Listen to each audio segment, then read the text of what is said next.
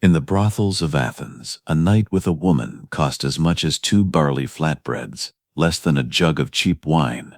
These women, known as pornai, were prostitutes of the lowest social rung, a term that branded them as little more than chattel. Court speeches by Demosthenes and Lysias reveal that pornai serviced 6 to 10 men daily, earning just enough for a handful of lentils. Meanwhile, brothel keepers reaped vast profits, some of which flowed into the city's coffers as taxes. Athenian laws set no age limits for prostitution. Archaeological finds and records confirm that girls as young as 10 to 13 were exploited in brothels. Each slave bore a brand on her thigh, seared with hot iron, marking her as living merchandise. Refusal to work brought savage punishment, public flogging with leather whips, 3 days without food, or gang rape as a lesson to others. The first rape came swiftly when a new slave arrived at the brothel. It was performed publicly, in front of other pornai and regular clients. Papyri from Thessaly described this as a deliberate act to break her shame and crush her will. Onlookers shouted encouragement, turning tragedy into spectacle. New girls fetched prices several times higher than seasoned ones.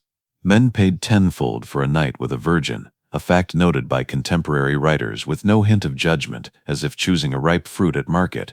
Privacy was non-existent. Women serviced men in a corner of a shared hall, separated only by a filthy rag or woven mat. Every moan, every plea for mercy became part of the entertainment for waiting clients. Before we uncover these forgotten pages of suffering, courage, and pain, if you want to learn the truths left out of history books, please like this video and subscribe. Your support helps us give a voice to those who were never heard in their lifetime.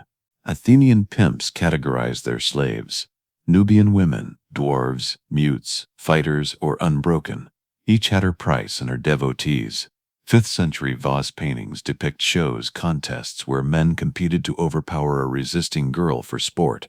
Graffiti on brothel walls reveal clients paid extra to spoil the goods, to maim, scar, or disfigure a woman's face or body. Brothels sold violence as a commodity, and girls for punishment commanded premium rates. Torn lips, broken teeth, burns from oil lamps, these were piquant features for a certain clientele. A woman's pain became art, her screams music for drunken patrons.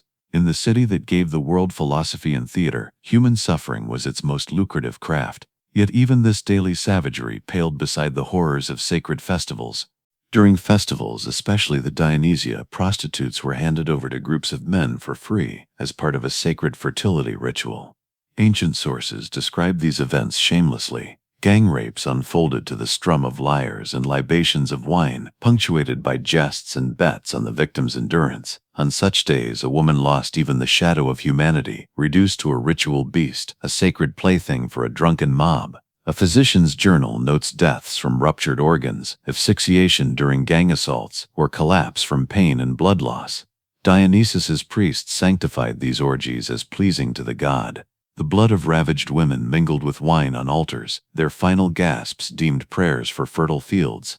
When the revels ended, survivors were dragged back to brothels if they could still move. The dead were carried beyond the city walls and dumped in ravines like sacrificial refuse. But these festival horrors were only part of a system that broke women daily. Regular corporal punishment was standard. Women were beaten with rods, leather straps, or bare hands. Pimps allowed loyal clients to discipline slaves, including sadistic games and sexual coercion. For any mistake, spilled wine, a misspoken client's name, or tears, a porno was locked in a dark storeroom without food or water for a day, or tied to a stone pillar in the courtyard. Winter nights in wet rags, summer heat without a sip of water, these were called character correction. Rape with objects, wooden clubs, wine goblets, knife handles was also used to punish disobedience. Slaves learned to mask pain with smiles, as tears only fueled their master's rage. In a city that sang of the body's beauty, women's bodies became canvases for wounds. Attempted escape was punished under Athenian law as theft of property, met with brutal public retribution. Runaways were branded with hot iron on the forehead or chest, ensuring all knew them as defiant slaves. Court records document crucifixions of fugitive pornai caught during religious festivals, nailed to wooden planks and displayed on the agora as warnings. Some died of thirst, others from gangrene around the nails. Desperate women sought sanctuary in temples, praying for divine protection, but priests handed them back to their owners for a small fee. God's altars were no holier than property rights. Runaways were dragged back in chains, bloodstains on temple steps washed away by slaves at dawn. Each failed escape made punishments more sadistic. Athenian justice had 1,000 ways to break a woman's will without ruining her market value, though even that value mattered little when replacements were cheap. Hippocratic treatises note that pornae rarely lived past 25. Venereal diseases, sepsis from constant injuries, exhaustion, and urinary infections were chief killers. Women with festering sores, foul discharges, and open wounds were forced to work until they collapsed. Treatment was deemed unprofitable. A new slave cost less than a doctor's visit. Clients complained of the stench of rot and blood, for which pimps beat the sick women, as if pain could heal decaying flesh. Archaeological digs near ancient brothels uncover female remains with deformed pelvic bones, traces of forced sex and birth trauma, skulls with fractures, ribs with healed breaks, misaligned vertebrae, silent proof of systematic violence. When a woman became unfit for work, she was carried beyond the city walls, alive or dead. In Athens, which crafted ideals of beauty, women's bodies were discarded like shattered pottery. Pregnancy was treated as damage to goods, punished swiftly, castor potions to induce miscarriage, blunt blows to the belly, or lifting unbearable weights. Medical papyri describe clandestine abortions using tansy brews, boiling oil, or sharpened wooden sticks inserted into the womb. If births could not be prevented, they happened alone, on the same straw mat in the workroom where clients were serviced. No midwives, no medicine, no hygiene. Many mothers died from blood loss or puerperal fever. Archaeologists find tiny bones in brothel drains and refuse heaps, the remains of newborns strangled at birth. Infanticide was routine. A slave's child meant only extra costs and lost work days. Women bore children only to kill them with their own hands, the sole mercy they could offer. Under Athenian law, pornae had no legal personhood. Their bodies belonged wholly to their masters. Women worked off fictitious debts for food, clothing, and shelter, sums that grew daily with interest and fines. A slave could not refuse any client, even one who maimed her or demanded life-threatening acts. Consent or refusal was legally irrelevant. She was an object, incapable of opinions about her use. Court records show pornae filing complaints of abuse, but judges dismissed them. A slave could not testify against a free man. Their statements were accepted only under torture. To verify truth, in the society that birthed democracy, half the population was rightless. Slave women sat at the bottom of this hierarchy, below livestock, which at least were fed regularly, yet rarely some glimpsed a chance to rise. Occasionally a porna became a favorite of her owner, or a wealthy client.